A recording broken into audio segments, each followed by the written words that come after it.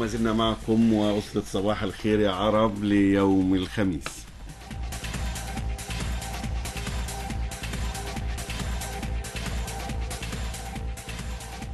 أيها الإخوة، عقد بالأمس بمركز مبادرة السياسي أولى ندوات صالون عبد الله نديم الثقافي بالإسكندرية. مدير الصالون هو دكتور خالد البوهي الكاتب والشاعر، وكان ضيف الصالون الكاتب المسرحي الأستاذ ماجد عبده. أستاذ ماجد هو معنا على الهاتف الآن. صباح الخير. صباح النور. أستاذ ماجد، يعني الأسس العريضة التي كانت عليها ندوة الأمس. والله يا استاذ احمد، هم مركز مبادره ده عباره عن مركز سياسي ليه دور، طبعا ليه دور مجتمعي. فهم شافوا ان من الدور المجتمعي ان هم يعملوا صالون ويكون الصالون ثقافي ويجمع كل الايديولوجيات اللي احنا محتاجين النهارده ان احنا نزيل الخلافات. في الوقت ان هو الفن هو الحاجه الوحيده، الفن والادب هم الحاجه الوحيده اللي ممكن تجمع كل الايديولوجيات بدون خلافات، لان السياسه تصنع الخلافات. نعم. كان امبارح الصالون كان نهضه نعم. وكيفيه النهوض بالمجتمع. وانا اخترت الحقيقه ان انا اتكلم في التعليم، لان انا شايف من وجهه نظري ان التعليم اهم شيء في النهوض بالمجتمع. يعني لم تختر التحدث في النهضة المسرحية وتحدثت في نهضة التعليم. الحقيقه هي نهضه التعليم يا استاذ احمد تنهض بكل حاجه. نعم. تنهض بالادب، وتنهض بالشعر، وتنهض بالمسرح، وتنهض اقتصاديا، تنهض زراعيا. نهضه التعليم زي ما يعني حضرتك عارف طبعا اكيد، والساده المستمعين، ان النهور الاسيويه في الفتره الاخيره بدات تظهر وبقوه من خلال نهضتها في التعليم. نعم. نعم. يعني رؤية حضرتك ككاتب مسرحي وله خيال يعني واسع في تطوير التعليم والنهضة التعليمية في بلادنا. والله يا استاذ احمد، انا شايف ان احنا يعني عشان خاطر ننهض بالتعليم، انا اخترت التجربه الكوريه بالتحديد. التجربه الكوريه عملت حاجه جميله قوي. الناس دي خلت 8 سنين كده، كرست 8 سنين لملف واحد بس، هو ملف التعليم والنهضه بالتعليم.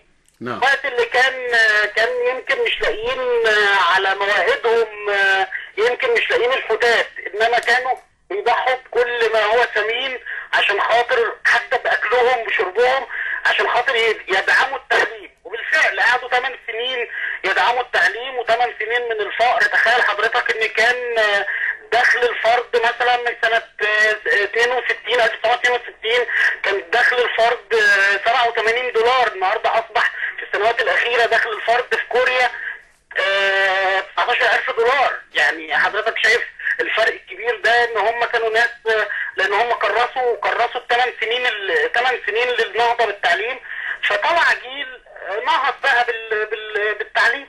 يعني هناك قضايا شائكة في التعليم كالدروس الخصوصية، كتأهيل المعلم، كالرواتب، يعني الأشياء العلمية التي لم يتدرب عليها المدرسون ولا الطلاب بالطبع. كيف وضعت من التخيل المسرحي حلولا لهذه المشكلات؟ والله يا استاذ احمد، انا التجربه الكوريه اللي انا اخترت ان هي تكون المحور الاساسي في الحوار، قالوا 3 محاور. نعم. المحور الاول هو الاستثمار في التعليم، دعم التعليم والاستثمار فيه كمان. وعلى فكره هي العباره برضو صيغت بدقه، يعني دعم التعليم والاستثمار فيه، لان هما معنيين مش معنى واحد. احنا ممكن ندعم من غير استثمار، يعني ممكن ندعم التعليم من غير فلوس. يعني في السنوات الاخيره كان بيدعم التعليم برضه في بعض الاوقات، انما ما كانش بيستثمر فيه. انما احنا بصدد رؤيه جديده اللي هي الدعم مع الاستثمار في نفس الوقت. يجب ان تتجه الدوله للاستثمار في التعليم. ده المحور الاولاني. المحور الثاني ان يجب ان تستثمر الاسر في التعليم ايضا. يعني لازم الاسر تبتدي تبص على المصروفات المدرسيه، مش ان هي يعني بتبتد بيها والكلام ده، يعتبروها ان هم بيستثمروا في ولادهم. يعني الاستثمار في الطاقه البشريه اعظم بكثير من الاستثمار في الطاقه العامه. يعني لان الطاقه البشريه قادره على التخطيط، وقادره على الصياغه من اول وجديد، وقادره على التفكير، وهي الطاقه البشريه هي اللي هتنهض.